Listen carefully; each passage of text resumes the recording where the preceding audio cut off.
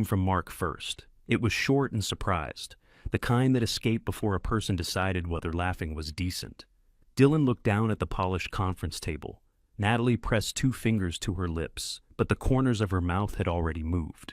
Noah sat across from them in the office where his father had signed land transfers for half of White Pine County. He kept both hands under the table. The attorney read the sentence again. To my youngest son, Noah William Holland, I leave the camp at Cherry Creek and its contents, together with any interest belonging to me within its established boundaries.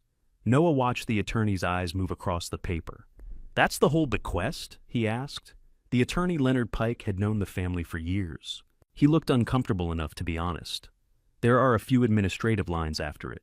But yes, Noah, that's the property left directly to you. Mark leaned back in their father's chair. He had started using it before the funeral. The camp, he said. He left you the line shack. It isn't even a camp, Natalie said quietly. It hasn't been used in years. Dylan cleared his throat. There might be some old equipment out there. Mark laughed again. This time he chose to. There's that sextant. Noah looked at him. Mark made a circle with his hands, as if holding the battered wooden case. Granddad's old Navy thing. Brass, cracked mirror, smells like machine oil. About $40 if a museum's feeling generous. Mark, Dylan said. What? I'm trying to find the upside. Noah had spent every Saturday since he was 16, carrying stakes, running chain, clearing sight lines, and entering field measurements while Mark handled clients and Dylan worked the newer mapping systems. His father had told him there would be time. Learn the ground first, Nolan always said. A surveyor who didn't respect the ground had no business drawing lines across it. Now, Mark and Dylan owned the company between them. Natalie had the house, the investment accounts, and the life insurance. Noah had a condemned shack beyond Cherry Creek Road and whatever the mice hadn't eaten. He looked at his father's name on the bottom of the will. The signature was steady. Nolan Holland had meant every word. What happens if I don't want it? Noah asked. Nobody laughed then. Leonard folded his glasses and placed them beside the document. You can disclaim the bequest. It would return to the remaining estate. To Natalie, Noah said. Eventually, yes. Natalie shifted in her chair. Nobody expects you to take on a ruined building. You're 20. You need somewhere safe to live and a way to finish school. I'm not in school. You could be. Mark leaned forward. We'll work something out. Dad made the will 3 years ago. Things changed. Noah waited. Mark looked toward Dylan, then back at him. The company's carrying debt from the expansion. We can't add another owner right now. It would make the financing messy. But there'll be a place for you. What place? On a field crew. I'm already on a field crew. Then nothing has to change today. Everything had changed, and they all knew it. 10 days earlier, Noah had been standing beside his father in frozen dirt near McGill, trying to drive a stake into ground that rang like concrete. The morning had started before sunrise. Nolan picked him up outside the small apartment Noah rented over a laundromat in Ely. The truck heater blew cold air for the first 5 minutes, and an empty coffee cup rolled under Noah's boots every time they turned.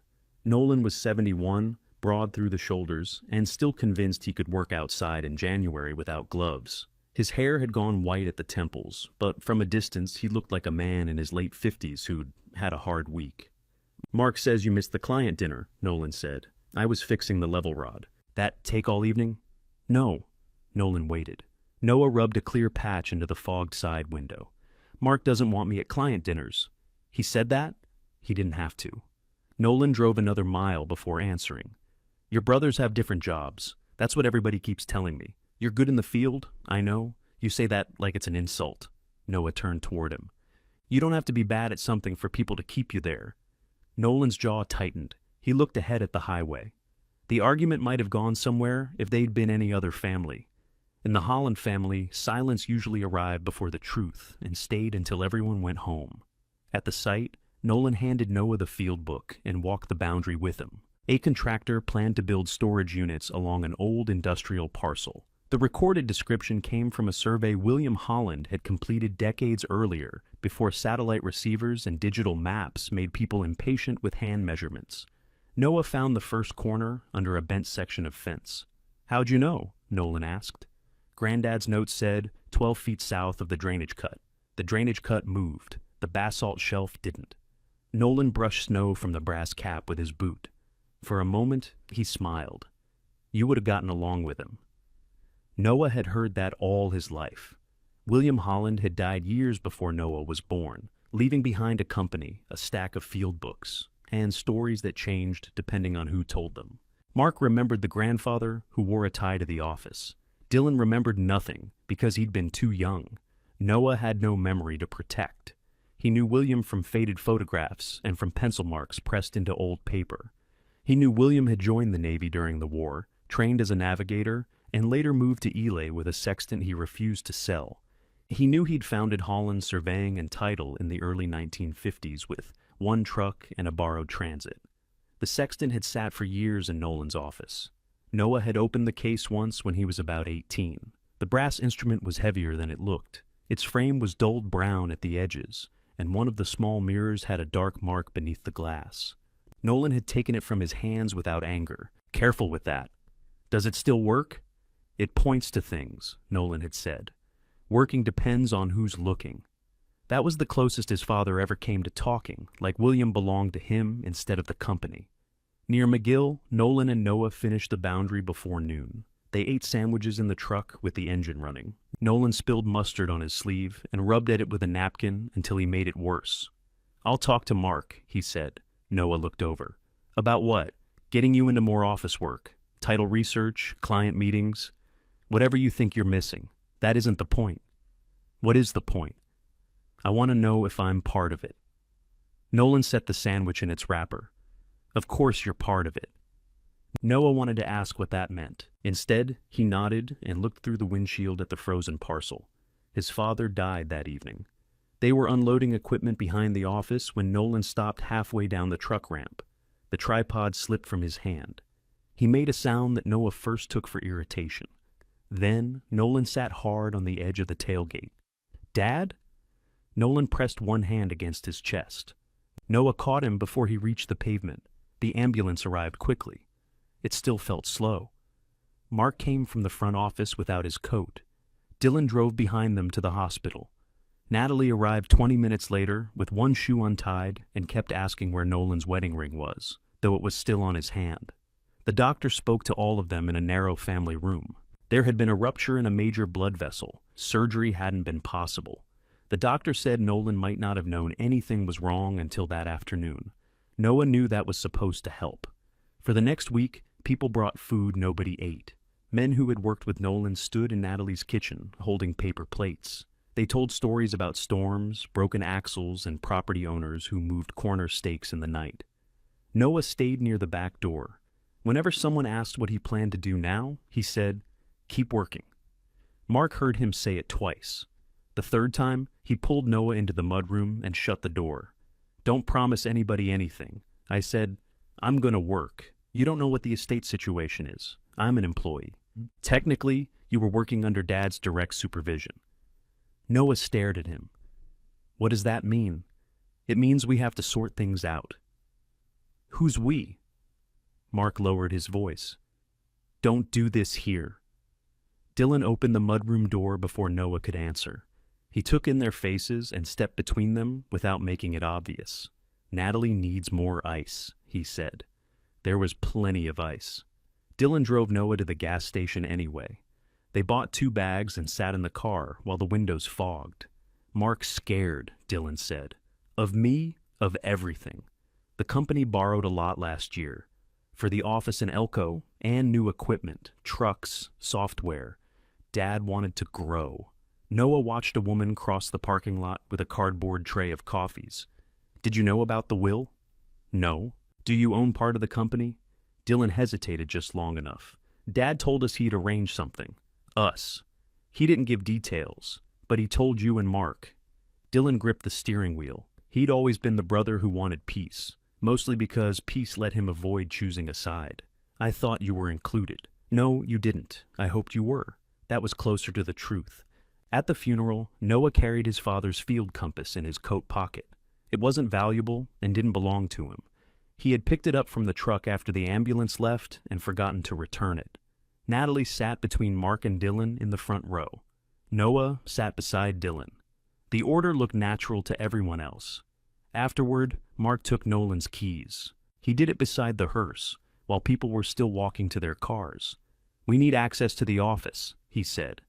Noah removed the ring from his pocket. The truck key, office key, equipment cage key, and Nolan's house key hung together beneath a worn leather tag. Mark held out his hand. Noah gave him the office key. "The rest can go to Natalie." "I'll handle it," I said. "I'll give them to Natalie." Mark's face changed, though his voice stayed calm. "Fine." Dylan saw the exchange from a few feet away. He looked toward the cemetery road, as if someone might need help finding the exit. 3 days later, they met in the conference room for the will reading. The office had once been a feed store.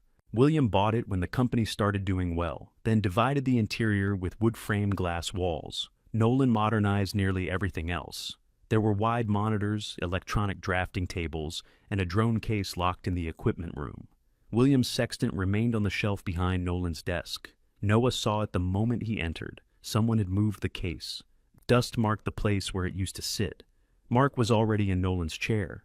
Dylan sat to his right with a legal pad. Natalie wore a gray sweater Noah remembered his father buying for her in Reno.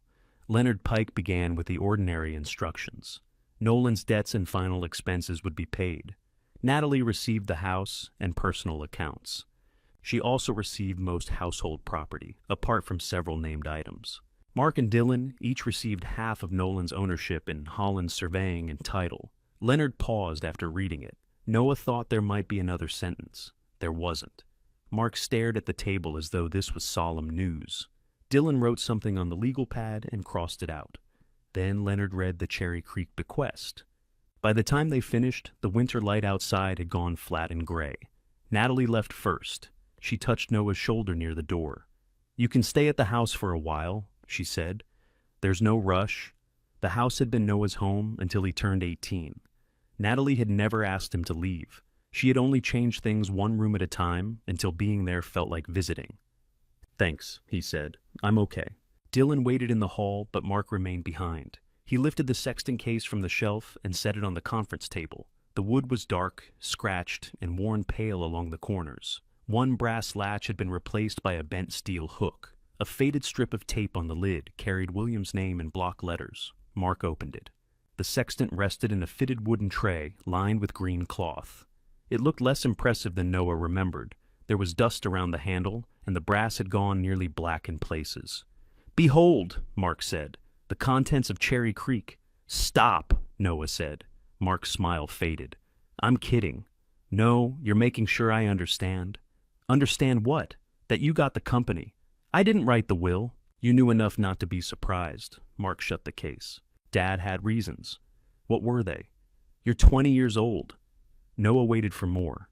Mark rubbed a hand over his face. For the first time that afternoon, he looked tired instead of important. "The firm isn't a prize," he said. "It owes money. We've got payroll next Friday, and 2 major contracts are behind. Dad didn't hand us a bag of cash. He handed you a place to stand. And he handed you property. A shack nobody has opened since before I was born. Then sell it. To who? That isn't my problem." The words settled between them. Mark heard what he'd said. He reached for the case, perhaps to put it back on the shelf. Noah took it first. The handle creaked under the weight. "I'll need the Cherry Creek key," Noah said. Mark stared at him. "You're not going out there tonight." "I didn't say tonight." "The roof's probably gone. There's no power. I know. There may not be clean water. It has a spring. It had a spring. Nobody's checked it in years." Noah held the sextant against his coat. "Where's the key?" Mark opened Nolan's bottom desk drawer. He searched through property tags, spare vehicle keys, and old plastic labels. At last, he found a long iron key tied to a wooden disc. Cherry Creek Camp had been burned into the wood. Mark placed it on the table. "You don't have to prove anything," he said. Noah picked it up. "Good." He walked out carrying the only inheritance his family considered harmless. The following morning, Holland Surveying's office manager called before 8. Her name was Beth Carson, and she'd worked for Nolan for 19 years. Her voice sounded careful. "Mark asked me to let you know the field schedule has changed." "What changed?" "He's holding crews until he reviews the active contracts." "All the crews?" A pause. "Just yours right now." Noah sat on the edge of his bed. The Sextant case rested on the floor beside a stack of clean laundry. Am I fired? He didn't use that word. What word did he use? Pause. Noah looked around the apartment. The rent was due in 12 days. He had enough in his account for 1 month, maybe 2, if he stopped buying anything that came in a package. Did my father approve my last time sheet? Yes. Your check will be ready Friday. Thanks, Beth. Noah? Yeah? I'm sorry. He dressed in work clothes and drove to the office. Mark's truck was outside. So was Dylan's. Noah didn't go in. He crossed the lot to the equipment shed and opened his personal locker with a small key. His gloves were inside, along with a reflective vest, a field calculator he'd bought himself, and 3 sharpened pencils. The company radio belonged to the firm, so he left it. Dylan found him as he shut the locker. You could have called me. Would the schedule change? Dylan shoved his hands into his jacket pockets. Mark thinks it's better if everybody has space. Everybody seems to mean me. It's temporary. Is my name still on the employee list? Yes. Do I have a crew next week? I don't know. Noah picked up his canvas tool bag. Dylan glanced toward the office windows. Where are you going? Cherry Creek. Today? The property's mine today. Have you even seen it? Not since I was little. I barely remember it. Dylan stepped closer. At least let me come with you. Noah wanted to say yes. That was the difficult part. Dylan had taught him to drive a stick shift in an empty grocery store lot. He'd slipped Noah cash when their father forgot a birthday. He'd also sat silent while Leonard Pike divided the future. I need to see it alone first. Dylan nodded, but disappointment crossed his face. If the floor looks bad, don't trust it, he said. And check the chimney before you light anything. I know. Take water. I know, Dylan. All right. Noah bought groceries, 2 5-gallon water containers, batteries, roof tarps, a pry bar, and a box of heavy trash bags. At the hardware store, his debit card was declined because the bank had flagged the larger purchase. The cashier tried again, while 2 people waited behind him. Noah transferred money from savings on his phone. The second payment went through. By the time he left Ely, the Sextant case sat on the passenger seat beneath his father's old coat. Noah had taken the coat from the truck after the hospital. It still held a folded pair of work gloves and a receipt for 2 sandwiches. Cherry Creek Road ran north through open country. Snow lay in the shade of the low ridges, but the flats were mostly brown. The pavement ended. Gravel rattled beneath the truck, and dust rose behind him despite the cold. His phone lost service 12 miles out. He passed a leaning cattle gate and followed the directions attached to the deed. The final turn looked like 2 tire tracks leaving the road. Sagebrush scraped the doors. The camp appeared below a low hill. Mark had been right about the roof. A section over the back room had collapsed. The chimney leaned away from the building. One shutter hung by a single hinge, tapping the wall whenever the wind pushed it. Noah stopped the truck and stared through the windshield. The camp was built from rough stone and timber, longer than he expected, with a narrow porch facing the open valley. A rusted water tank stood uphill. Beyond it, cottonwoods followed a shallow crease in the land. Their bare branches marked the spring before Noah could see water.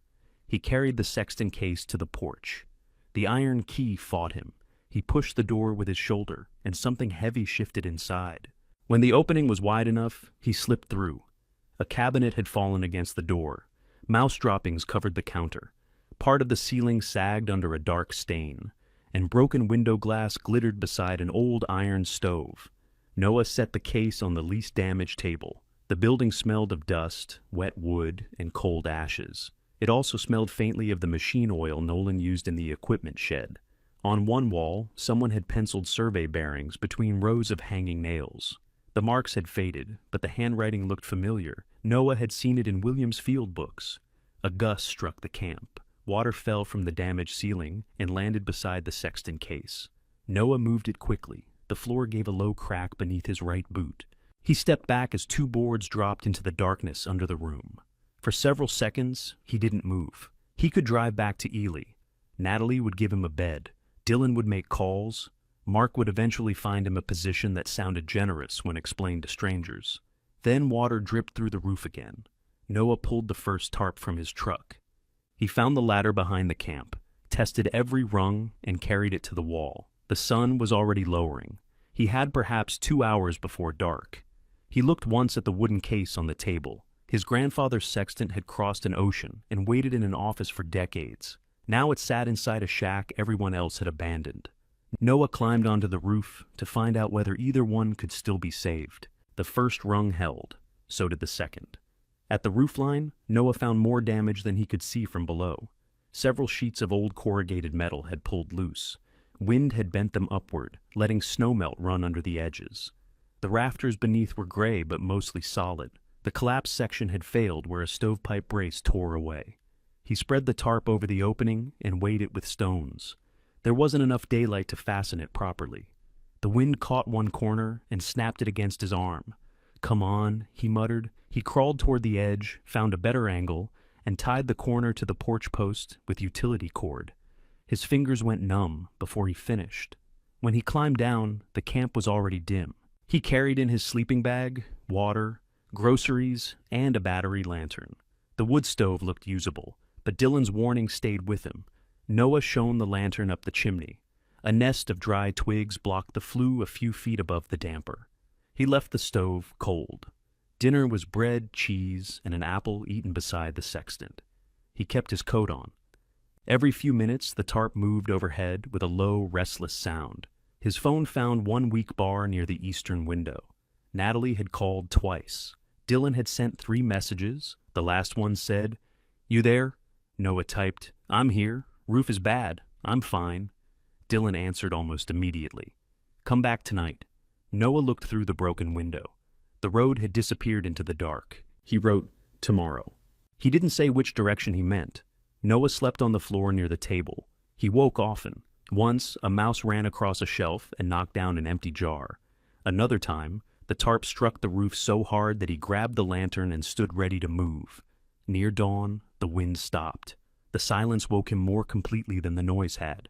He pulled on his boots and walked outside. Frost silvered the sagebrush. The eastern sky had begun to lighten, and the valley opened farther than he'd understood the night before. Low mountains stood on every side. The camp looked small among them, but not misplaced. Water moved somewhere uphill. Noah followed the sound through the cottonwoods. The spring rose inside a shallow stone box built into the slope.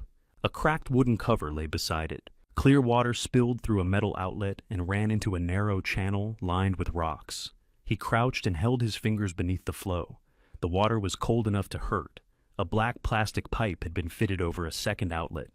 It ran north through the brush and passed beneath a wire fence. Someone had wrapped the connection with rubber and 2 hose clamps. The repair looked recent. Noah was examining it when a truck door slammed behind him. "Take your hand off that pipe." He stood slowly. A woman in a canvas coat came down the slope carrying a short-handled shovel. Her gray hair was tied at the back of her neck. Mud covered her boots to the ankles, and she moved with the steady balance of someone who spent more time on uneven ground than indoors. "I wasn't disconnecting it," Noah said. "You were touching it. I was checking the fitting." "Why?" "Because it's on my property." She stopped a few feet away. "That so?" He nodded toward the camp. "Nolan Holland was my father." The woman studied his face. Whatever she found there made her lower the shovel, though she didn't put it down. "I heard about Nolan," she said. "I'm sorry. Thank you. You're the youngest one." "Noah?" "Anna Fuller." He knew the name. Fuller cattle grazed north of the camp, and Nolan had mentioned a standing water arrangement that nobody seemed able to find in writing. Anna looked toward the tarp on the roof. "You sleep in there?" "Some of the night.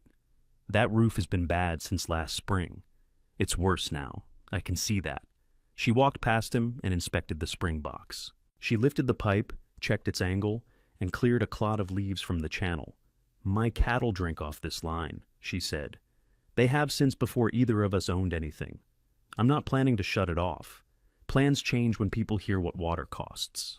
I don't know what it costs. That helps." Noah wasn't sure if she was joking. Anna set the shovel against a cottonwood.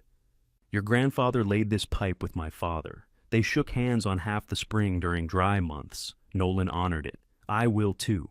You've been here one night. I can still say what I'll do." Anna looked at him for a moment.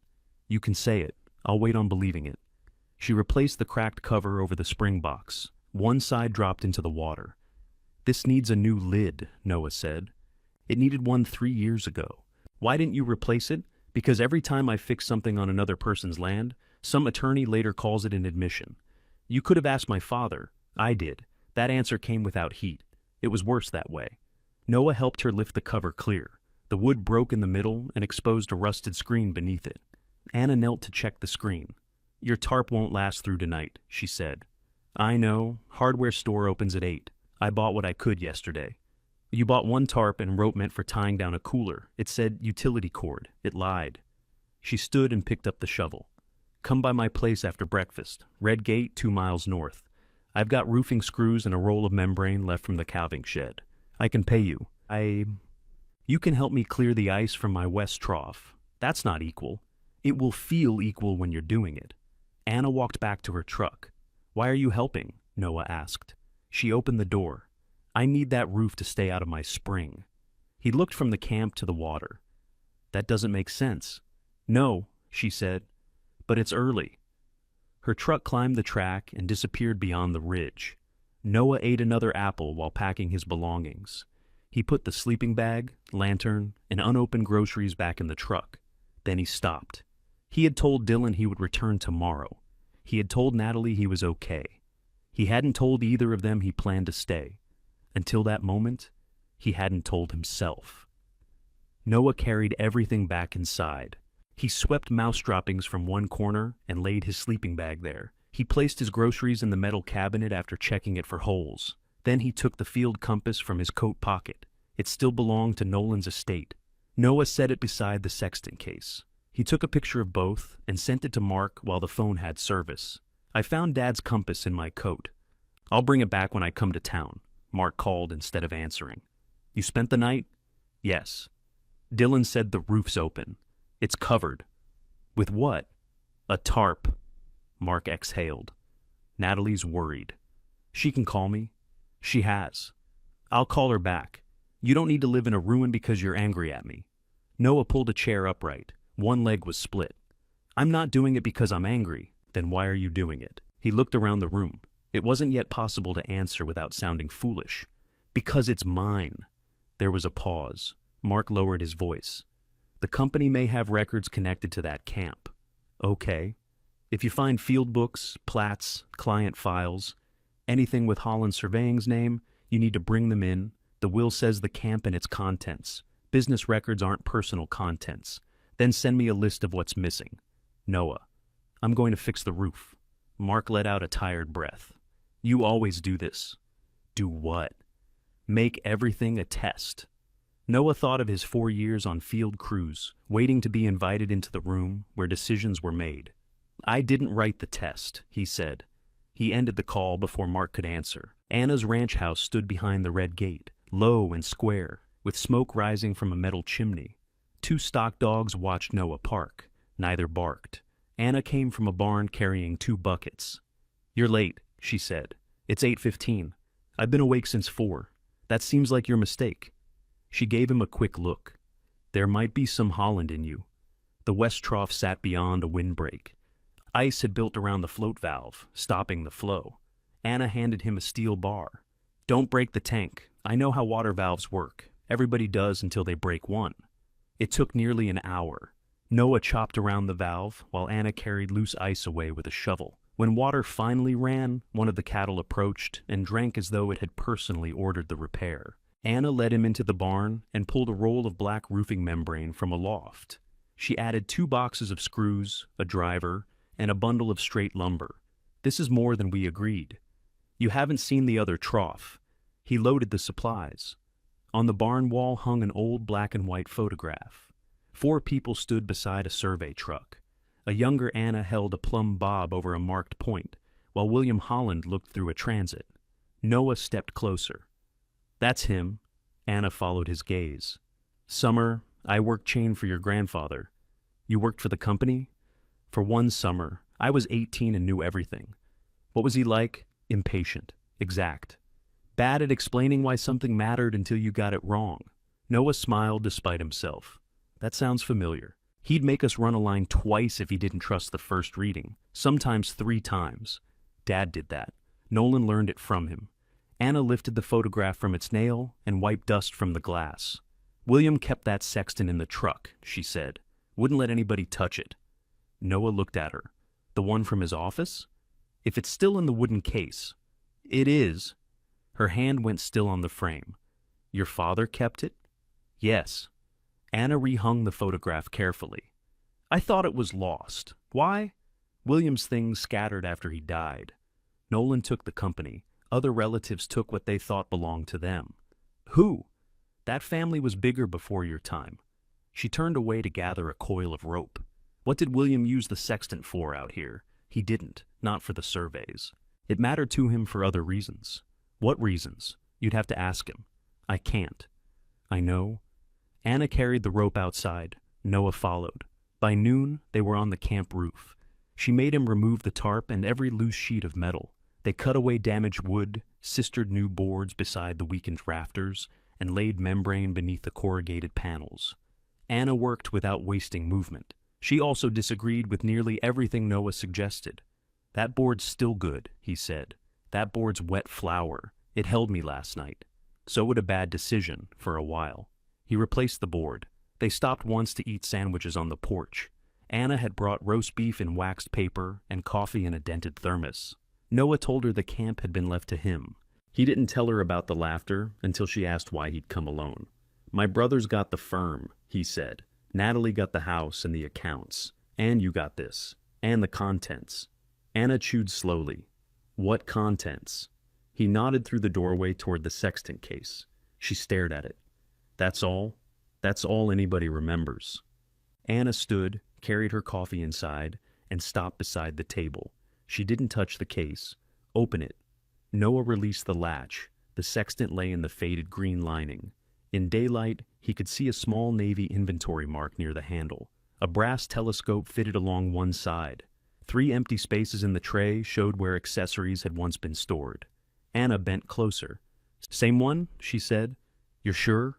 William scratched that mark near the arc. Noah saw 2 crossed lines cut into the brass. What does it mean? He never said. She straightened. Get it out of the damp before you work on anything else. The bunk room at the front of the camp had the soundest ceiling. They moved the table there. Anna helped Noah cover the broken window with plywood. By sunset, the roof no longer leaked. The front room was swept. The unsafe floorboards were marked, and the stove chimney was clear. Anna drove home before dark. Noah sat alone at the table, but the camp no longer felt empty. Tools lay beside the wall. Fresh sawdust covered the floor. The new roofing screws clicked softly as the metal cooled overhead. He opened the sextant case again. Mark had appraised it as a joke. Anna had recognized it without hesitation. That didn't make it valuable, but it made Noah look more carefully.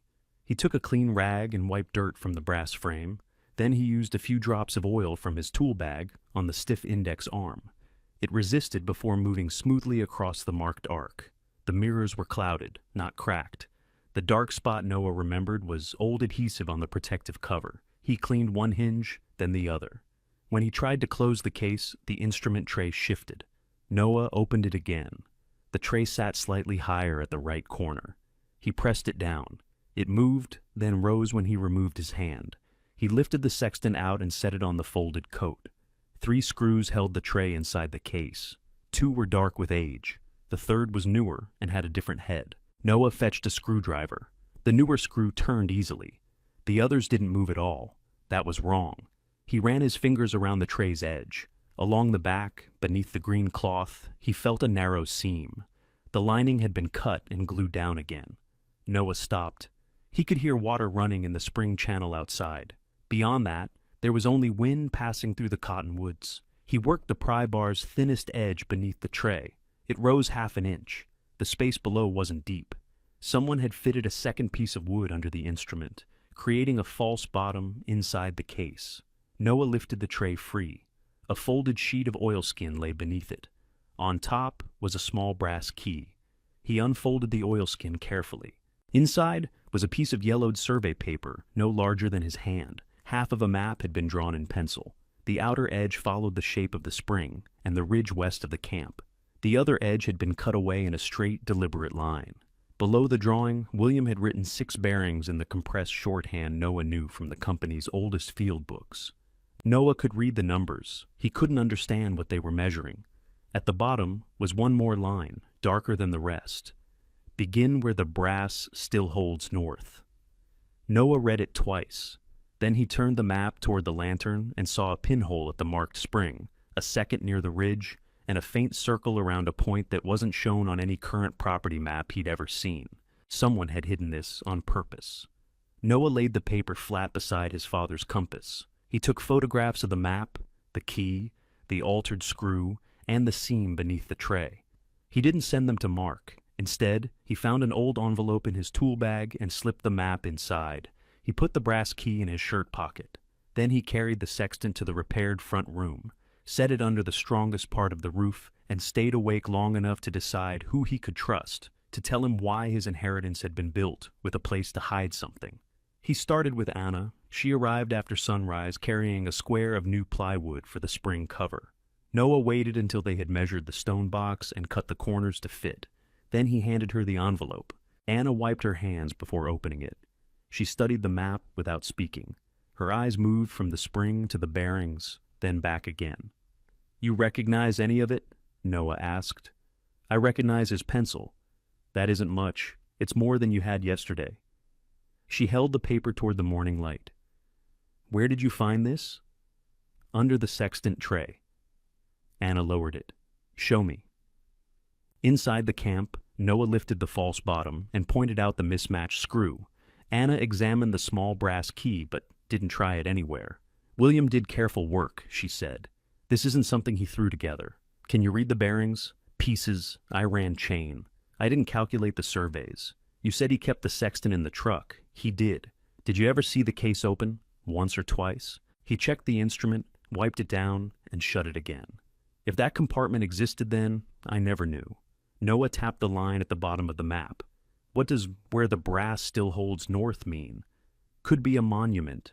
A brass cap? Maybe." "William said a lot of them. There aren't any monuments on the current camp survey." Anna looked at him. "Current according to who?" "The county parcel map. That map has had the same wrong fence line on my north pasture for 20 years. You never corrected it? I know where my fence is. That isn't the same thing. It has been so far." They carried the new cover uphill and set it over the spring box. It fitted tightly. Anna knelt to check that the pipe cleared the edge. "Ask Tina Pacheco," she said. "The retired recorder? She handled most of William's filings. I've never met her. She won't hold that against you. How do you know her? Everybody with land trouble knows the recorder. Tina just happened to remember what the paper meant." Anna wrote a telephone number on the back of a feed receipt. "Don't tell her what I said about the parcel map." "You think she doesn't know?" "I think she has enough reasons to be disappointed in me." Tina answered on the 4th ring. Her voice was sharp and clear. "Who gave you this number?" "Anna Fuller." "That figures." Noah explained who he was. There was a silence at the other end. "Nolan's youngest," Tina said. "Yes? I saw you at the funeral. You were carrying his coat." Noah looked toward the peg where the coat now hung. "I found something that belonged to William." "What kind of something?" "A map." Another silence followed. This one felt different. "Bring it to my house," Tina said. "Don't send a picture. Don't leave it at the courthouse. Bring the paper." She lived in a narrow brick house a few blocks from downtown Ely. The walk had been shoveled clean, though no snow remained on the street. A ceramic frog sat beside the door, wearing a knitted red cap. Tina Pacheco was 81, small, straight-backed, and dressed as if she still expected to report to the recorder's counter. She wore a blue cardigan and dark trousers with a crease down the front. She let Noah in, locked the door behind him, and held out her hand. The map. "Hello to you, too." "I said hello at the funeral. You said you saw me. That counts at my age." Noah gave her the envelope. Tina led him to a dining table covered with newspapers, reading glasses, and envelopes sorted into neat piles. She unfolded the survey paper and put on a pair of glasses. The change in her face was slight. Her mouth tightened. Her fingers held the edges more carefully. "You know the handwriting?" Noah asked. "I logged enough of it." "What is this? Part of a private field sketch." "Private for what?" "If I knew that from looking, it wouldn't have needed hiding." He set the brass key beside the map. Tina picked it up and turned it over. A tiny number had been stamped into one side. Does that mean anything? It means somebody wanted to know one little key from another. Tina. She glanced up at him. You're impatient. My father died. My brother's got the company. I got a shack and found this under a false bottom. I think I've been patient. Tina removed her glasses.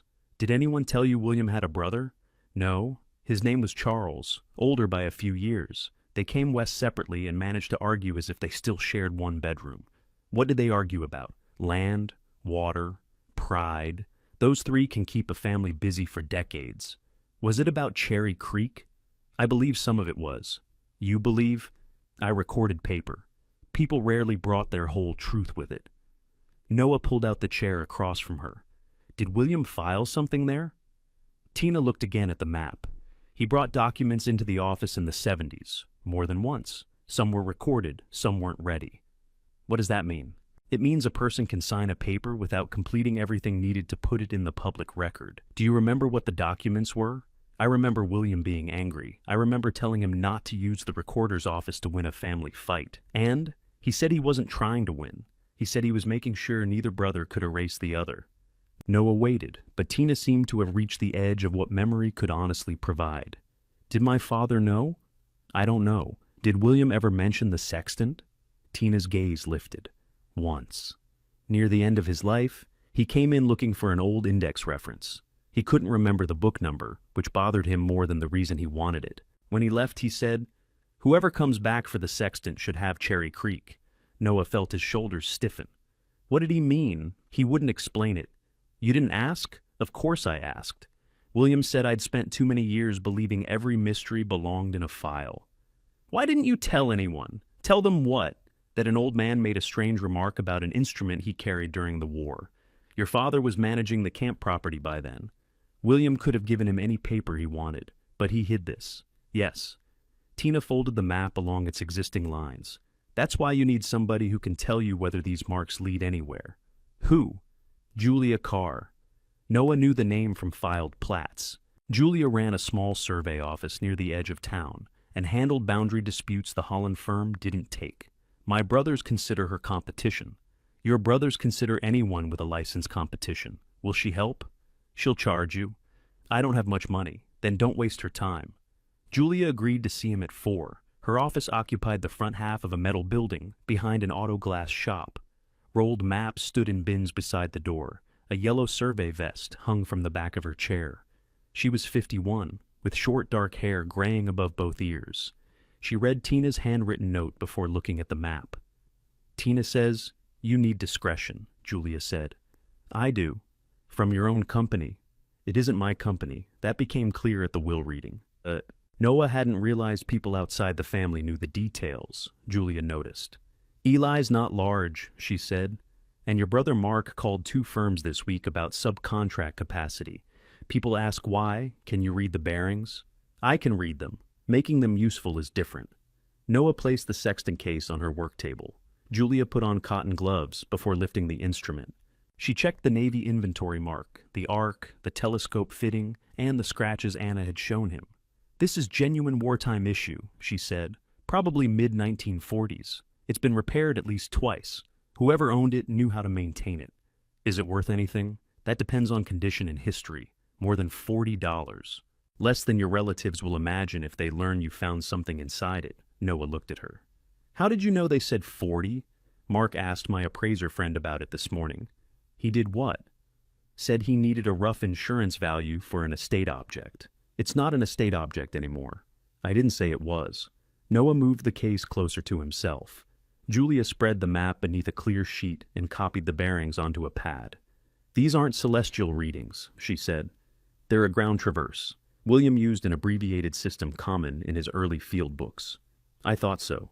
You thought they were field notes. That's not the same as knowing where they go. I know. Julia's pencil moved down the page. The first line gives a direction. The second gives distance. Then there's a correction for magnetic variation. From what year? She checked the paper again. Mid-70s if he updated properly. Noah leaned over the desk. Julia pointed to the first marked circle. This is likely your brass monument. The line says to begin there, then run west of north to a second point. The map is missing half. Maybe. Or the blank edge was intentional. She entered the figures into her computer. A set of lines appeared over a topographic image. The route began near the spring, climbed the ridge, then turned sharply into a shallow drainage west of the camp. Noah recognized the drainage. He'd walked past its lower end while checking the water tank. Where does it finish? Julia enlarged the image. The final bearing stopped near an old fence line that didn't match the county boundary. That can't be right, Noah said. That's outside the camp parcel. According to this layer, yes. Anna's lease starts there, according to this layer. Noah thought of Anna's warning about the wrong line. Julia measured between the plotted route and the modern parcel boundary. If William set a monument where these notes say he did, either the old map is wrong, your family's camp is larger than the public parcel shows, or William was marking something unrelated to ownership. Can we find it? If the monument still exists. What do you need? Original instrument height would help. A second map fragment would help more. This is everything I found. Then we start from the spring and search. When? Julia looked at the darkening window. Day after tomorrow. I have a boundary job tomorrow morning. I'll pay you when my final check clears. You'll pay me half. Tina already called and informed me the rest is my contribution to county history. That sounds like her? It sounded less polite when she said it. Julia printed the route and marked 3 possible search areas. Don't disturb anything if you find it, she said. Take photographs first. Location matters as much as the object. Noah folded the printout. Who else knows? You, me, Tina, and whoever saw William make the map. Anna. You told Anna? She's helping with the camp. Julia nodded, but her attention had shifted to the front window. A familiar pickup had pulled into the lot. Dylan got out. Noah put the original map inside his coat. Julia covered her notes with a blank sheet as the office door opened. Dylan glanced from Noah to the Sextant case. I've been calling you. My phone doesn't work at the camp, so I drove out there. You went inside? The door was unlocked. Noah knew he had locked it. Dylan kept talking. You weren't there, and your truck was gone. I thought something happened. How did you know I was here? I saw your truck. From where? The main road. Julia removed her gloves. Can I help you with something? Dylan looked embarrassed to be challenged by someone outside the family. No. Family issue. Noah's my client while he's in this office. Dylan's eyes returned to the case. Mark heard you might be getting the Sextant appraised. Mark made the appraisal call. He's trying to prepare the estate inventory. It was specifically bequeathed. I know. Then why was he asking? Dylan pulled out a chair but didn't sit. Things are tight at the firm. Mark's checking every asset. This isn't one. I said I know. Noah watched him. Did you touch anything at the camp? No. The door was locked. Maybe you thought you locked it. I didn't. Dylan's face closed. I went out because I was worried about you. That's all. He left without asking Noah to follow. Julia waited until his truck drove away. He looked at the map under my clear sheet, she said. It was covered. The bearings were visible through the back. Noah turned the sheet over. She was right. He couldn't read them. He grew up in a survey company. Noah packed the Sextant and drove straight to Cherry Creek. Night had fallen by the time he reached the camp. He swept his headlights across the porch before getting out. The door stood closed. The iron key turned without resistance. Inside, his lantern sat where he'd left it. The envelope holding the map photographs remained under his tool bag. Nothing obvious was missing. Then he saw dirt on the newly swept floor. A line of boot prints crossed the front room, past the table where the Sextant had been, and continued through the damaged back room. Noah followed them outside. The prints climbed toward the spring, circled the new wooden cover, and turned west toward the ridge. They matched the square tread on Dylan's work boots. Noah stood beneath the cottonwoods, listening to the spring run through the dark. Dylan hadn't come to check whether the roof was safe. He had come looking for whatever Noah had found. He took photographs before the wind softened the tracks. One set entered from the road. The same boots crossed the porch, moved through the camp, and climbed toward the spring. Beyond the cottonwoods, they became harder to follow. Dylan had walked over bare rock where he could. He'd known enough to avoid leaving a clean trail. Noah stopped at the lower ridge. Several stones had been pulled from a low pile beside the drainage. Pale dirt showed where they had rested. One rock lay upside down, its damp underside exposed to the cold. He crouched and photographed the disturbed ground. Dylan had searched here, but Noah couldn't tell whether he'd found anything. Back at the camp, Noah locked the map inside the metal food cabinet and wedged a chair beneath the door handle. He slept badly, waking at every change in the wind. In the morning, he called Dylan. "Did you move stones on the ridge?" Dylan answered too quickly. "What stones?" "The ones you walked out to find." "I told you. I was checking the property." "At night?" "It wasn't night when I got there. You said you were worried about me." "I was. You also said you didn't touch anything." "I didn't take anything." Noah gripped the phone. "That isn't what I asked." A truck passed Dylan at the other end. His voice dropped beneath the road noise. "Whatever you found belongs to Dad's estate until Leonard says otherwise." "No. The camp and its contents were left to me. Mark doesn't agree with that interpretation. Mark doesn't own every piece of paper with Holland written on it." "Noah, listen to me. If Granddad hid company records out there, you can't just keep them. You don't know there are records." Dylan went silent. Noah had his answer. "You saw the bearings?" he said. "I saw an old sheet of paper. And you came out here to follow it." "I came because Mark thinks you're trying to establish some claim before probate closes." "What claim?" "I don't know. That's the problem." For the first time, Dylan sounded less defensive than afraid. "Mark has been going through Dad's files," he said. "There are old Cherry Creek references in the property index. Nothing complete, just notes." "What kind of notes?" "I don't know." "You keep saying that." "Because I don't know. Mark won't show me everything." Noah looked at the iron key in the door and remembered Mark finding it in Nolan's desk without needing to ask where it might be. "Did Mark send you?" "No." "Does he know you searched?" Another silence. "I have to go," Dylan said. He ended the call. Anna arrived before Noah could call her. She carried fencing pliers and a sack of mineral salt over one shoulder. "You've got tire tracks that aren't yours," she said. Dylan came out. "Helpful visit?" He searched the camp and walked the ridge. Anna set down the salt. Noah showed her the photographs. She recognized the disturbed stones immediately. "That pile marked the old path," she said. "It wasn't much of a cairn. Was it here when William worked the property?" "It was here when my father leased the north pasture. That doesn't mean William built it." Dylan thought it mattered. Dylan thought loose rocks might contain a fortune. He saw the bearings in Julia's office. Anna's expression hardened. Then, "We don't wait until tomorrow. Julia said not to disturb anything." "I didn't say disturb it. I said we look." They climbed to the ridge together. In daylight, Noah could follow more of Dylan's route. Boot scrapes crossed patches of frost. A snapped rabbit brush branch pointed toward the drainage. Anna checked the scattered stones, and then walked a slow circle around them. "He didn't know where he was going," she said. "How can you tell?" "He searched uphill first. If he knew William's habits, he would have started where he could see the spring." Noah stood on the flattest rock and looked down.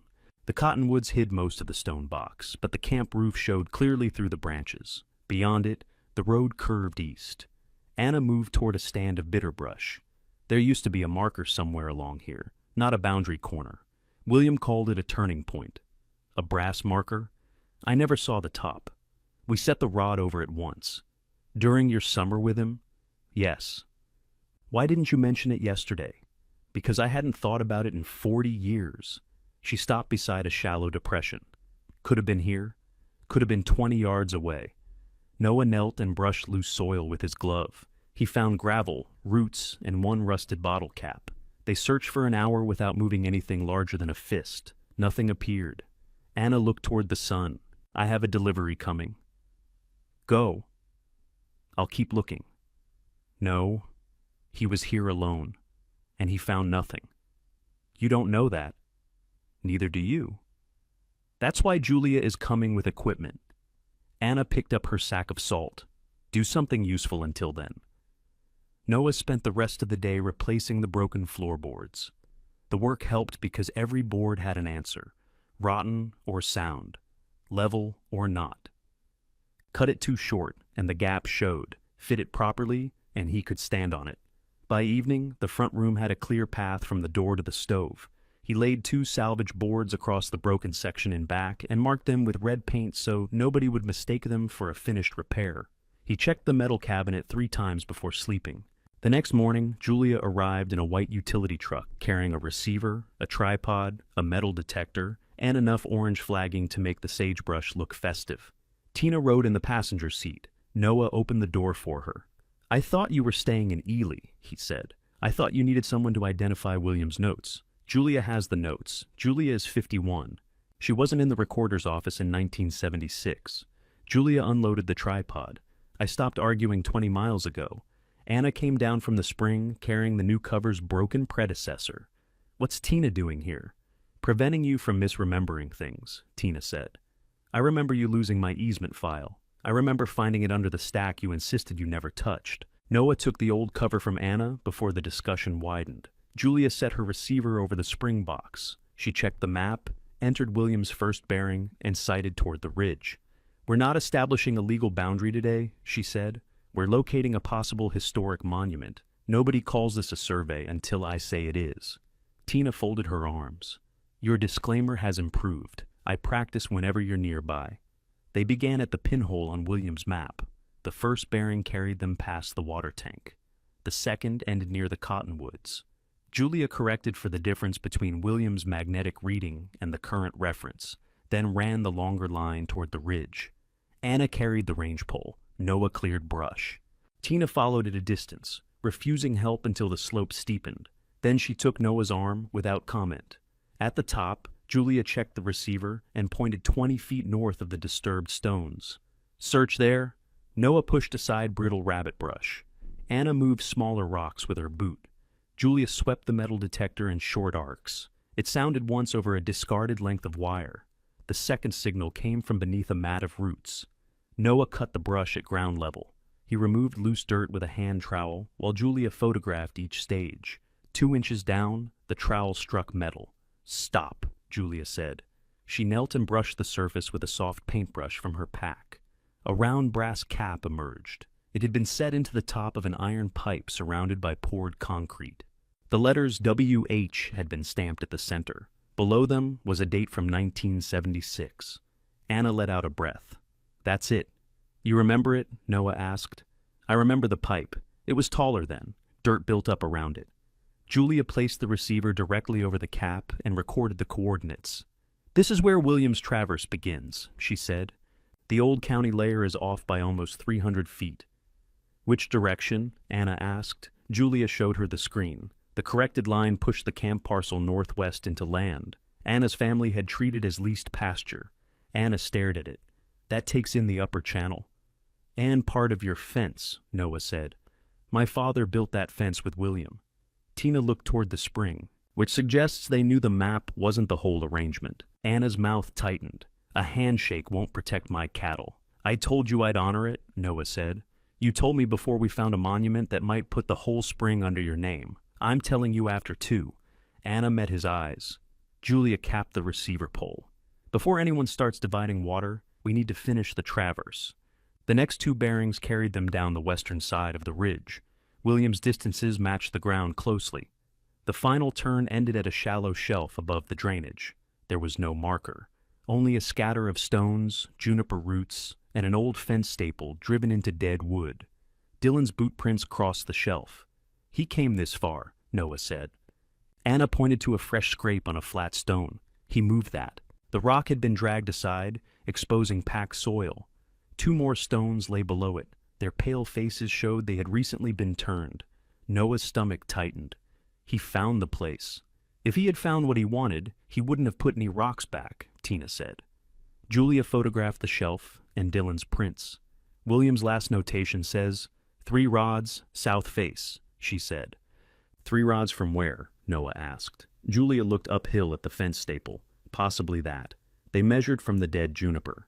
The distance ended below a low stone cairn built into the bank. From above, it looked natural.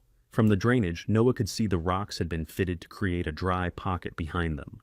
Dylan had disturbed the wrong pile by less than 40 feet. Noah knelt. Julia stopped him before he touched the stones. Photographs first. She documented the cairn from every side. Then Noah removed the top rock. The second stone had a shallow groove cut across it. Beneath the third was a steel plate, red with surface rust, but still solid. A small keyhole sat near one corner. Noah took the brass key from his shirt pocket.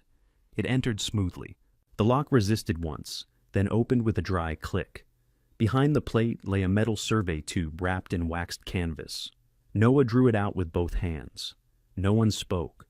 The tube was nearly 2 feet long. One end had been sealed with threaded brass and covered in hardened grease. Scratched into the metal were William Holland's initials. Julia photographed it before allowing Noah to wipe the cap. "Open it somewhere dry," she said. They carried it to the camp. Noah cleared the repaired table. Julia opened her equipment case and spread clean plastic across the wood. Tina stood near the lantern. Anna remained by the door, as if she needed the spring within sight. The brass cap turned slowly. Air entered the tube with a soft hiss. Inside was a leather-filled notebook, a rolled set of papers tied with cotton tape, and a sealed envelope. Noah removed the notebook first. William's name was written inside the cover. The first dated entry matched the year stamped on the monument. Page after page recorded measurements from the spring, the ridge, and a parcel larger than the one shown on current county maps. Julia turned each page carefully. "These are original observations," she said, "not copies." Noah untied the rolled papers. The top document carried an old state form heading. Beneath it, in William's handwriting, were the words Cherry Creek Spring, point of diversion and beneficial use. A second paper described a homestead parcel by bearings and distances. Several signatures appeared at the bottom. One belonged to William, another was Charles Holland's. Tina pulled her glasses lower. "I remember this form." "You recorded it?" Noah asked. "No, not this copy. It has a filing stamp. It has an intake stamp. That proves it reached the office. It doesn't prove the final record was completed. What does it prove? That William wasn't merely drawing private lines in the dirt." Noah looked at the sealed envelope. His name wasn't on it, neither was Nolan's. William had written only 4 words across the front. "For the one who looked." Noah slid a finger beneath the flap, then stopped. Through the paper, he could feel several folded pages. The map had not been a keepsake. The sextant had not been stored by accident. Someone had taken measurements, gathered signatures, built a hidden compartment, and left a route that began at the spring. Noah had thought he was protecting the one thing his family didn't want. Now he understood that they had all been standing around something William had gone to great trouble to keep from being claimed by the wrong person. He opened the envelope. The first sheet had been written in William's square field hand. The date at the top was from late 1997. If this paper is being read, then somebody kept the sextant and followed my work instead of selling it or putting it behind glass. Noah paused there. Tina pulled out a chair. Anna came closer to the table. He continued. William wrote that Cherry Creek had once joined him to his older brother, Charles, before it divided them. Their argument began over grazing access and the spring. Charles believed that the water should remain available to ranchers who had always depended on it. William believed an informal promise could be erased the moment one brother died. Neither man trusted the other to protect what they both claimed to value. In 1976, William surveyed the full spring parcel and took a water claim to the recorder's office. He established the date, but he didn't complete the public recording. Filing it in his name alone would have protected the spring from strangers while proving Charles's worst opinion of him. So, William hid the original field work. Years passed. The argument grew larger than the land. Their sons learned to avoid one another. People who hadn't been present began choosing sides. Then Charles became ill. The brothers finally met at Cherry Creek and walked the disputed line together. Charles signed the parcel description and acknowledged William's original claim. William renewed the promise to keep water running toward the fuller grazing land. Charles died the following year. William wrote that the papers should have been recorded then. He couldn't bring himself to do it.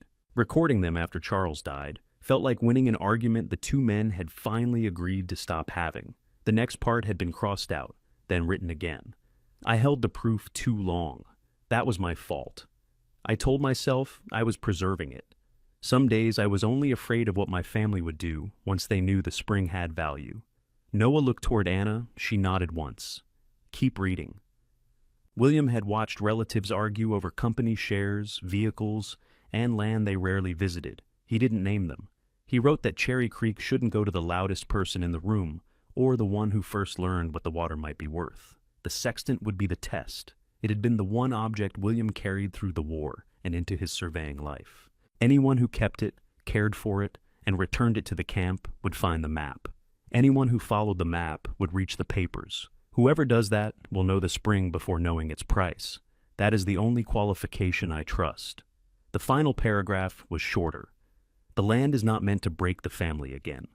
It is meant to prove that Charles and I repaired what pride nearly ruined. Keep the Fuller water open. Use the camp. Do honest work there. If the claim can still be finished, finish it.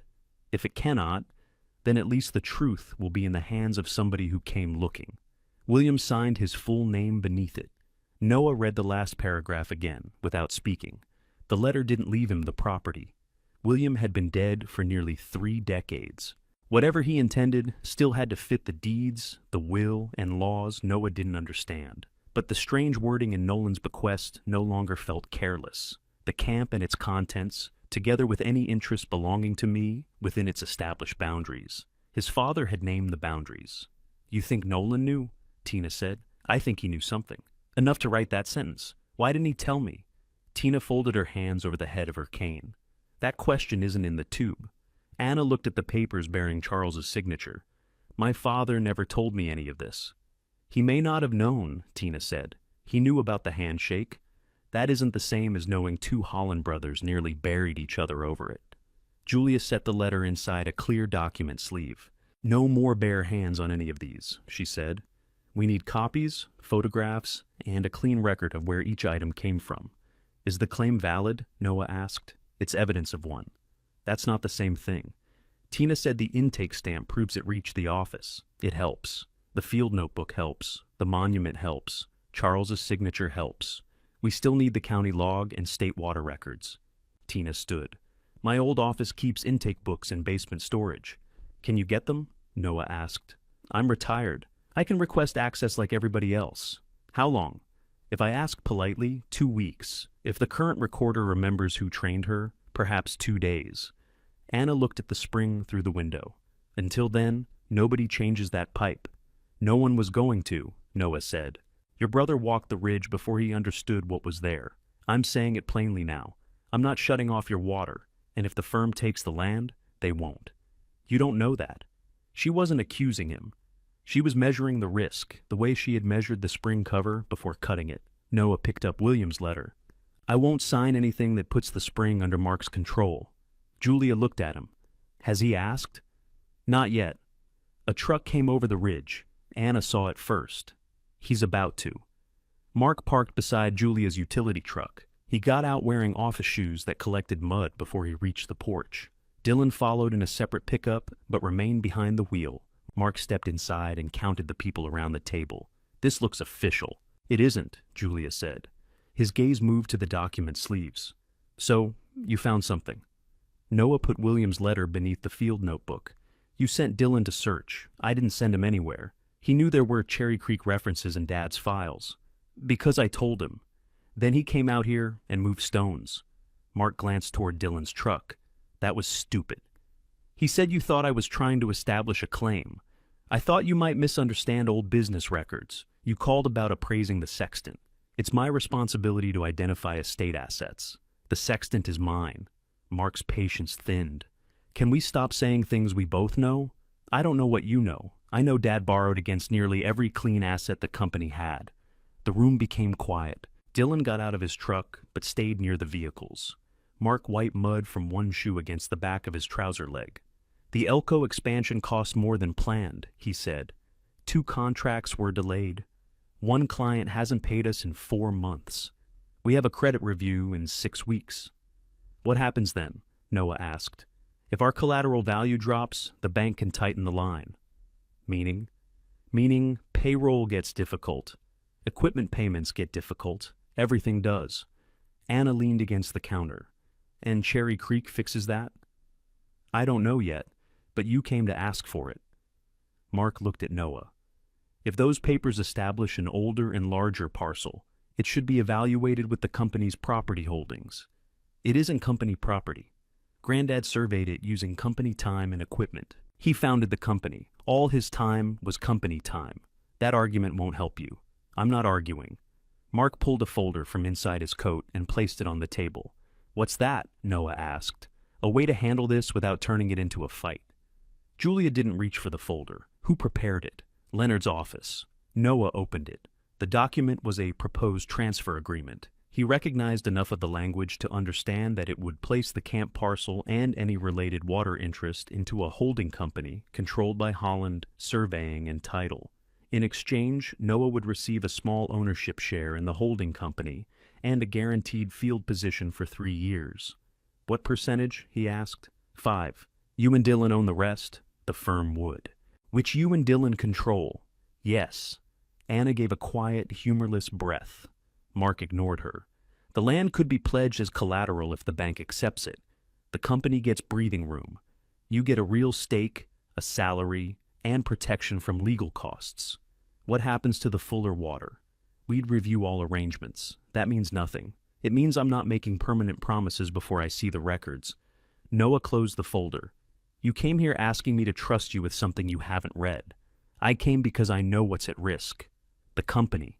People's jobs, Noah. Beth's job. Every crew you worked beside. Their mortgages. Their families. You paused my crew the morning after the will reading. Because we were losing money, you paused me. Your crew had the least scheduled work. Then why offer me 3 guaranteed years now?" Mark's eyes moved away. The answer was in the folder. Noah's labor had never been the asset Mark wanted. Mark sat across from him. "Dad left me a company with debt I didn't create," he said. "Everyone looks at the office, trucks, and contracts and thinks Dylan and I were handed something easy. We weren't. If we fail, we'll be the brothers who lost what Granddad built." There it was. Not only money, not only control. Mark was afraid of becoming the Holland who let the firm end. He'd occupied Nolan's chair, taken the keys, searched the files, and called the Sextant an estate asset, because anything outside his control felt like a threat to the one inheritance he couldn't afford to lose. "You knew about the debt before Dad died," Noah said. "I knew some of it. Did Dad?" "Of course." "Was he planning to use Cherry Creek?" Mark rubbed his thumb along the folder's edge. He kept a property index in his desk. Cherry Creek was marked unresolved. There was a note to review it after the annual audit. That's all. That's all I found. It was enough to explain why Mark had recognized the danger before he knew the details. Nolan had left him a strained company, and Noah the one property that might strengthen it. Mark pushed the folder closer. "I'm not trying to take your shack. You're trying to take anything attached to it. I'm trying to keep the firm alive." Noah opened the folder again and slid it toward Julia. "Can you copy this?" Mark stood. "That's a private offer. It was made to me. You don't need to turn every conversation into evidence. Dylan entered my property and searched it. You arrived with transfer papers before I knew what I found. I think evidence is useful." Mark's face reddened, but he didn't raise his voice. "The offer expires Friday." "No," Noah said. "You haven't had anyone review it. I don't need the week." Mark looked from Noah to the field notebook. "What did William leave?" Noah held his gaze.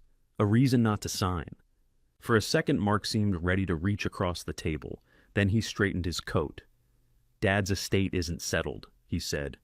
"Remember that before you file anything." He went outside. Dylan opened his truck door for him, but Mark walked past and got into his own vehicle. The brothers drove away separately. Anna watched until both trucks disappeared. "He'll come back with more than a folder," she said. Noah gathered William's papers into Julia's document case. "Then I need to know what these are before he does." Julia locked the originals in her fireproof cabinet before leaving the camp. Noah kept digital copies on 2 drives. One stayed in his tool bag. The other went into Tina's home safe beside old tax receipts and a bracelet she hadn't worn in 30 years. The next morning, Tina called him before the courthouse opened. "Wear clean clothes," she said. "Why?" "Because you're asking a public employee for a favor, and she already thinks your family treats the recorder's office like a basement." Tina met him at the side entrance. She carried a leather folder and walked quickly enough that Noah had to shorten his stride beside her. The current recorder knew her well. She also knew Nolan had died. The company had changed hands, and Mark had already requested copies of every recorded document connected to Cherry Creek. "When?" Noah asked. "Yesterday afternoon," she said. Tina gave him a look that said surprise was wasting time. They went downstairs. The storage room smelled of paper and concrete dust. Bound intake ledgers filled shelves along one wall. Tina located the year without consulting the labels. Applications came in here, she told Noah. The clerk entered the date, the person presenting it, the property reference, and where it was sent next. Were you the clerk? I was one of them.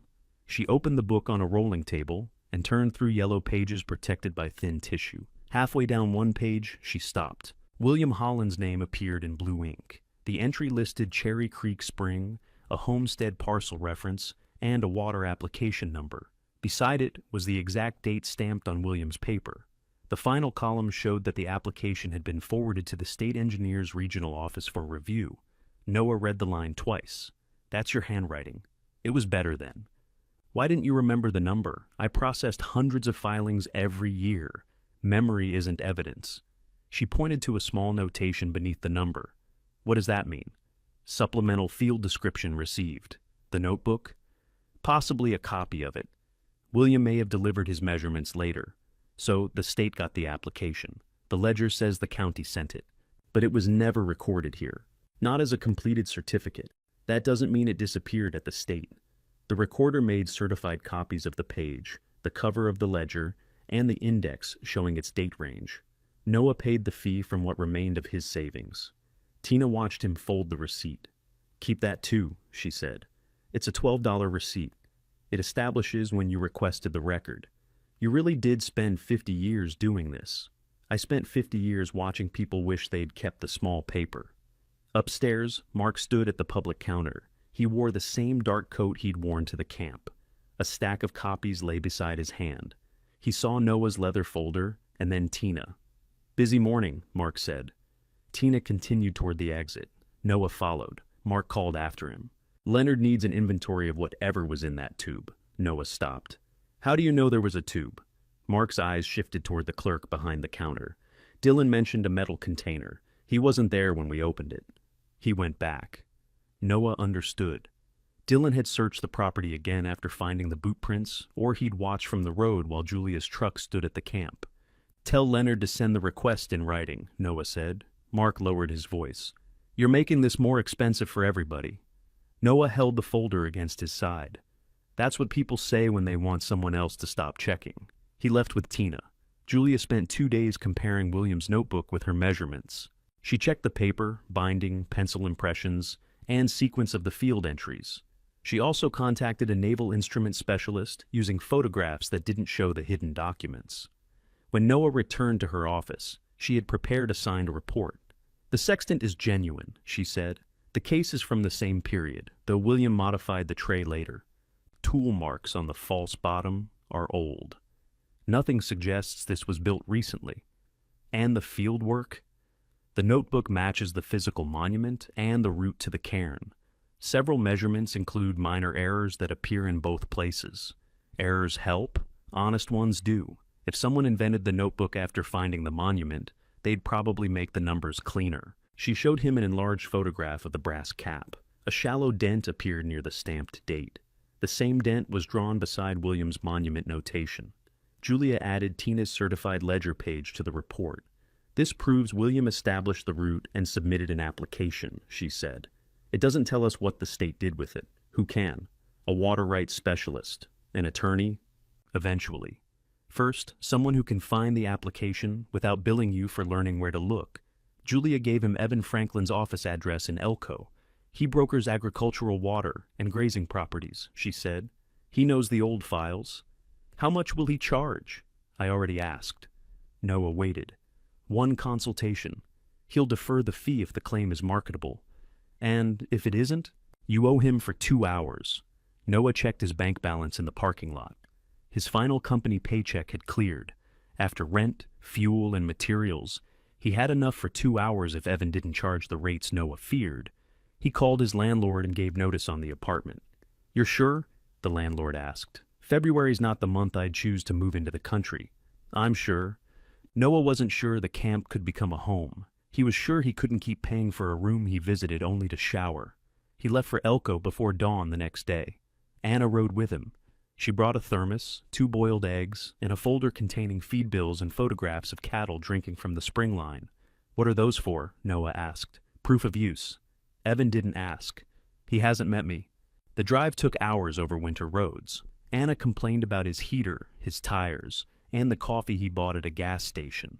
She stopped complaining when they crossed an icy stretch between ridges, and Noah slowed without being told. Evan Franklin's office overlooked a supply yard filled with irrigation pipe. Maps of river basins covered the walls. A framed aerial photograph behind his desk showed circles of green fields and brown country. He was 47, lean, and more interested in the application number than the family story. Senior filings are valuable because time matters, he said. But old paper isn't magic. Show me continuous use, a clear place of use, and a chain to the land. Anna placed her folder on his desk. Cattle have used that spring every year my family has held the adjoining lease. Evan opened the photographs. You own the cattle? I do. The pipe? Depends which Holland is asking, Noah said. She maintains it. The outlet is on the camp parcel. Evan looked between them. And you intend to continue that arrangement? Yes, Noah said. Anna added.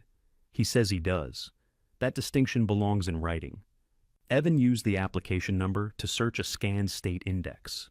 The first result showed only William's name and the county reference. A second database listed the file as incomplete.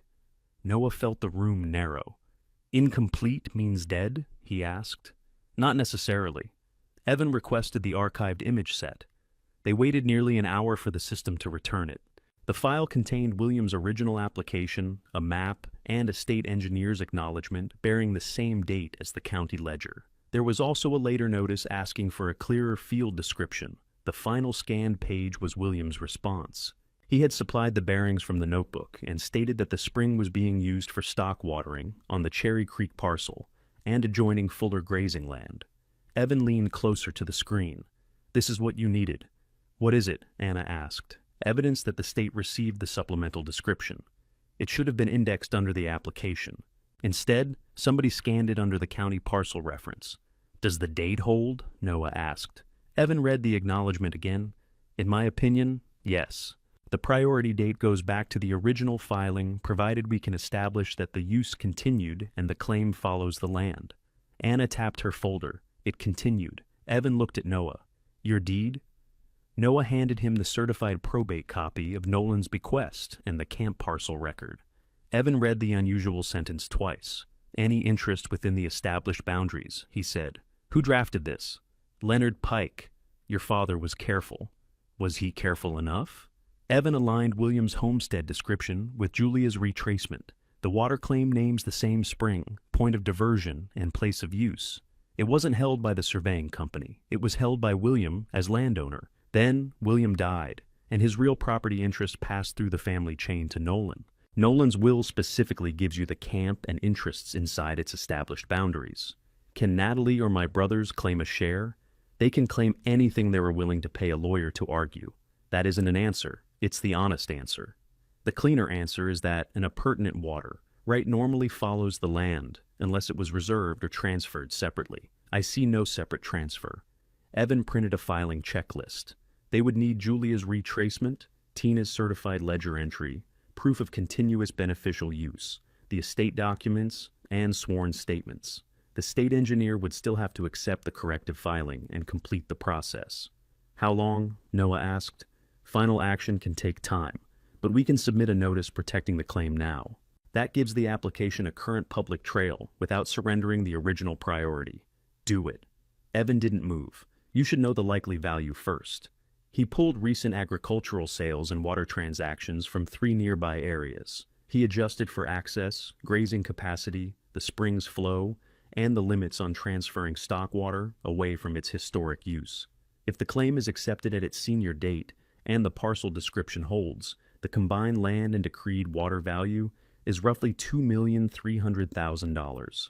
Anna sat back. Noah looked at the number on Evan's worksheet. Mark had called the sextant worth $40. The camp had cost Noah his remaining savings to keep dry. Neither amount belonged in the same conversation as the figure before him. Evan turned the worksheet around. A buyer might pay more if the water could be moved. It stays with the land, Noah said. You should consider every option. I did. Anna watched him carefully. Noah pointed to the spring photographs. The claim says stock water there, and on the Fuller lease. That use is part of what kept it alive. It appears to be. Then I'm not stripping it away from the place that proved it. Evan nodded once and opened the protective filing form. Noah signed only after reading every page. Anna signed a declaration describing the spring's continuous use. Julia sent her report electronically. Tina's certified ledger copy completed the filing packet. Evan submitted it through the state system while they sat across from him. A confirmation number appeared on the screen. He printed 3 copies and stamped the time on each. "This doesn't end a dispute," he said. "It gives you something solid to carry into one." Noah placed the confirmation beside William's map. The Sextant case had held more than directions across a ridge. It had led him through a chain of people, records, and physical marks until the old promise could be proved without asking his family to believe him. He put the papers in his folder and closed it. For the first time since the will reading, Noah held something Mark couldn't reduce to a joke or take control of by sitting in their father's chair. By the time they reached Ely, the courthouse had closed. Noah took the filing confirmation to the camp and locked it with the originals. The next morning, he made copies for Leonard Pike and sent them by certified mail. He didn't send anything to Mark. 3 days passed without a call. Noah and Anna repaired the chimney brace, replaced the broken window, and framed the collapsed section of the back room. The work was slower in the cold. Lumber warped. Screws fell into the dirt. The generator quit whenever its fuel line iced. On the 4th afternoon, a courier drove up Cherry Creek Road carrying a thick envelope. Natalie had filed a probate contest. She filed it on the 58th day of the 60-day window. Her petition argued that the water claim had never been listed as part of the camp. Since its value had been unknown when Nolan signed the will, she said it should be treated as a separate estate asset. If the court agreed, it would pass under the remaining estate and be divided according to Nolan's other instructions. Most of that remaining estate belonged to Natalie. Mark filed a supporting statement the same day. He claimed William's notebook and survey records were connected to Holland Surveying and Title and shouldn't have been removed from company control. Dylan's name appeared beneath Mark's as co-owner of the firm. His signature didn't. Anna read the petition at the repaired table. She says she isn't challenging the camp. No, just the spring, the claim, the notebook, and anything else that matters. She wants you to keep the walls. She can say Dad treated the water separately. Did he? No. Anna handed back the papers. Then make her say it in front of someone who can ask what she means. Natalie called that evening. Noah let it ring twice before answering. "I hoped you'd call me first," she said. "You filed before talking to me. Mark said you wouldn't discuss it. Mark offered me 5% of something he controls. This isn't about his offer. Then what is it about?" Natalie was quiet. "I was married to your father for 10 years, she said. "I built my life around what we planned together. You got the house and the accounts. The accounts are not what you think. Nolan used part of the investments to guarantee business borrowing. The life insurance has taxes, expenses, and debts against it. How much do you have? That's private, but what I have belongs in the estate. That isn't fair." Noah stood beside the stove. Fresh mortar dried around the chimney pipe, giving off a mineral smell. "What did Dad tell you about Cherry Creek? He said it was an old family property. Did he tell you about the water claim?" "No." "The boundary?" "No." "William's papers?" "Noah, that's the point. Your father couldn't have intended to give one son an asset worth millions when he didn't even know it existed. He wrote, 'any interest within its established boundaries.' He also split the company between Mark and Dylan. Maybe he thought you'd sell the camp back to them." "Did he say that?" "No." "Then you're guessing what he wanted because the will didn't give you this." Her breath caught slightly. "I am trying to protect my future." There was no cruelty in the sentence. That didn't make the petition smaller. "By taking mine," Noah said, "by asking a judge to decide. You already decided what answer you want. So did you." She ended the call without saying goodbye. The hearing was scheduled for the following week. Evan recommended a probate attorney in Ely named Mara Keene. She worked from a second-floor office above a pharmacy and didn't seem impressed by the size of the claim. "Large value makes people louder," she said. "It doesn't make their argument better." She was in her 40s with a habit of tapping a capped pen against her front teeth while reading. Noah laid out the will, Julia's report, Tina's certified ledger copy, Evan's filing confirmation, and Williams' letter. Mara read everything before asking a question. Who else has seen the letter? Anna, Julia, Tina. Mark saw that it existed. I don't think he read it. Dylan? No. Who knows the value? Evan, Anna, Julia, Tina, and me. Mark probably has an estimate by now. Keep it that way until the hearing. Why? Because Natalie's petition says the right must be separate because nobody knew of its value. I want her to explain that position before she sees the full chain attaching it to the land. Noah looked at the copies on her desk.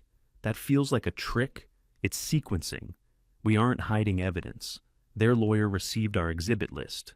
They know we have a retracement, an intake record, and a state filing. They've chosen not to inspect the originals before the hearing. Why? They believe the missing final certificate defeats everything else. Does it? No. But let them commit to saying so.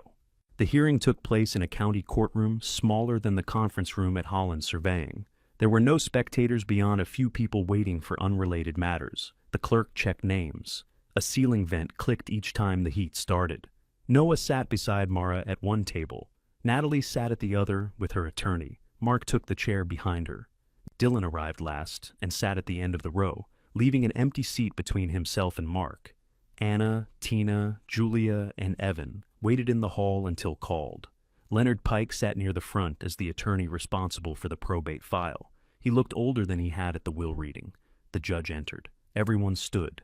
After the preliminary matters, Natalie's attorney began. He described the camp as a modest real property bequest. The newly discovered water application, he argued, was an unperfected personal claim that Nolan never identified as part of the land. The contest is not an effort to remove Mr. Holland from his camp, he said. It concerns an asset discovered during active probate, one with substantial potential value and no completed deed in his name. Noah listened. Mara wrote one word on her legal pad. Separate. She underlined it. Natalie testified first. Her attorney asked whether Nolan had ever discussed a valuable water right with her. No, Natalie said.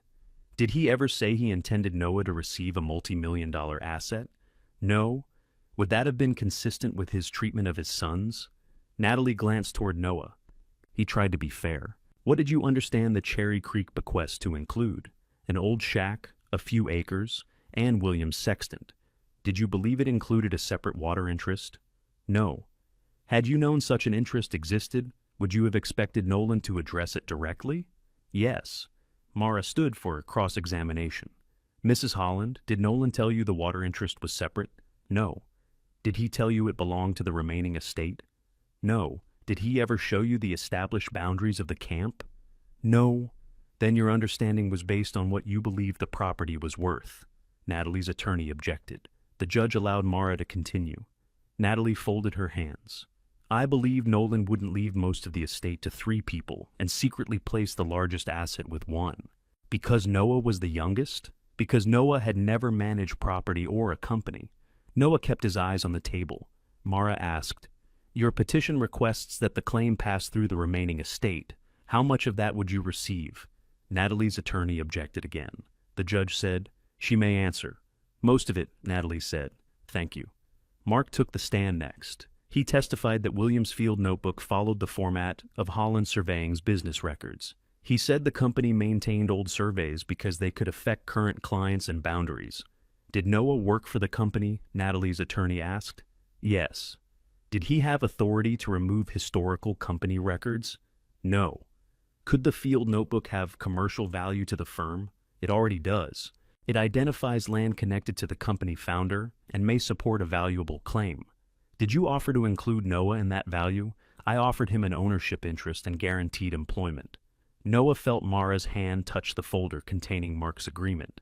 Mr. Holland, she said when her turn came, your proposal placed all control with the firm, correct? The firm would manage the property, and the firm is owned equally by you and Dylan. Yes, your proposal gave Noah 5% in a separate holding company. Yes. Could Noah prevent you from pledging the property as collateral? No. Was that the purpose of the transfer? Mark looked toward his attorney. It was one purpose. Because Holland Surveying has an upcoming credit review. Mark's jaw tightened. The company's finances aren't part of this probate. They are part of your reason for claiming the notebook. The notebook is a business record. Was it found in the company office? No. In a company vehicle? No. Where was it found? Mark hesitated. On the Cherry Creek property, inside a locked tube located by directions hidden in the Sextant case. That's what Noah claims. You've seen photographs of the excavation. Yes. And you know a licensed surveyor documented it. Yes. Mara let the silence remain. Did you know any of this before Noah found the map? No. Yet you asked an appraiser about the Sextant before the cache was discovered. I was identifying estate assets. The Sextant had already been specifically bequeathed. Mark looked toward Natalie. Noah understood then that they had agreed on the safest version of events. Natalie knew nothing. Mark acted only for the company. The water claim appeared from nowhere and therefore belonged to everyone.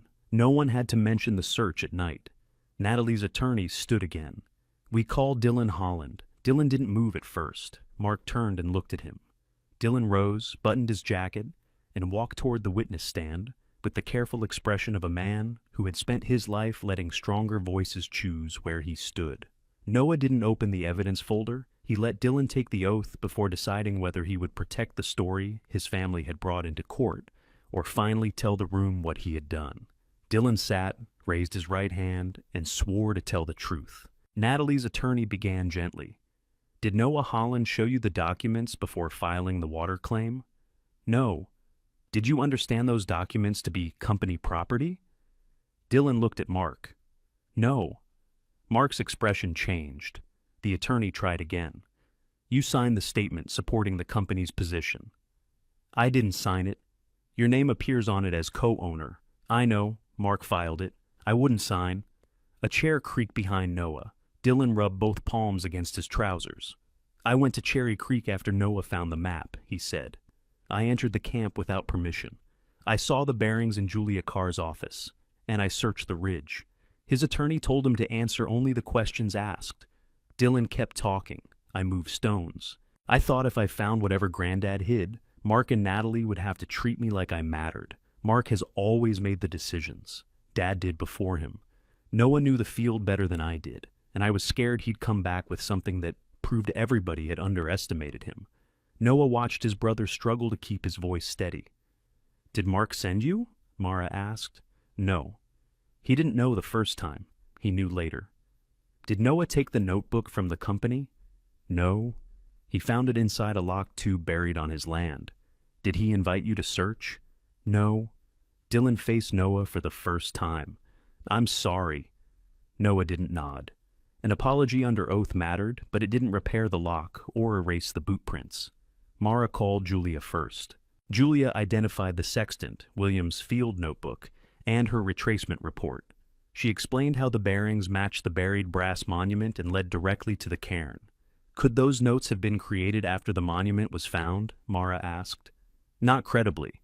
The notebook records minor measurement differences and a dent in the monument that wasn't visible until we uncovered it.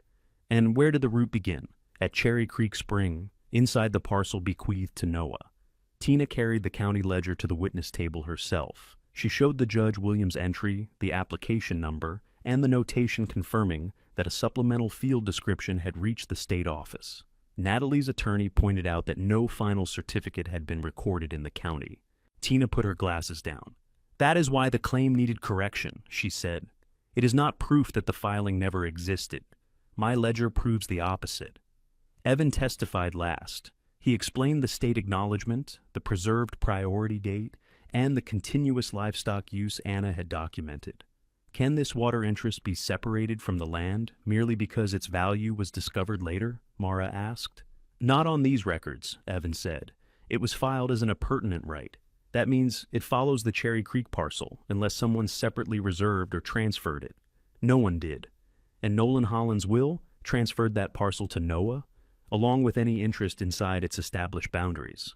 Those are unusually helpful words. Natalie's attorney stood. Helpful because the right may be worth $2,300,000. Helpful because they identify what travels with the land. The judge reviewed William's letter in silence. When she finally spoke, she said Nolan's intention had to be read from the will he signed, not from what anyone later wished he'd known. The camp bequest specifically included interest within its boundaries, The field notebook had been found on that property, not in company files. The water application was tied to the spring and had never been assigned to the firm or reserved from the land. The contest is dismissed, she said. The Cherry Creek parcel and its appurtenant water interest passed to Noah Holland under the specific bequest. No one celebrated.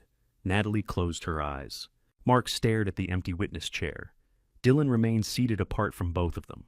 Outside the courtroom, Natalie approached Noah. "I thought your father would have wanted me secure," she said. "He did.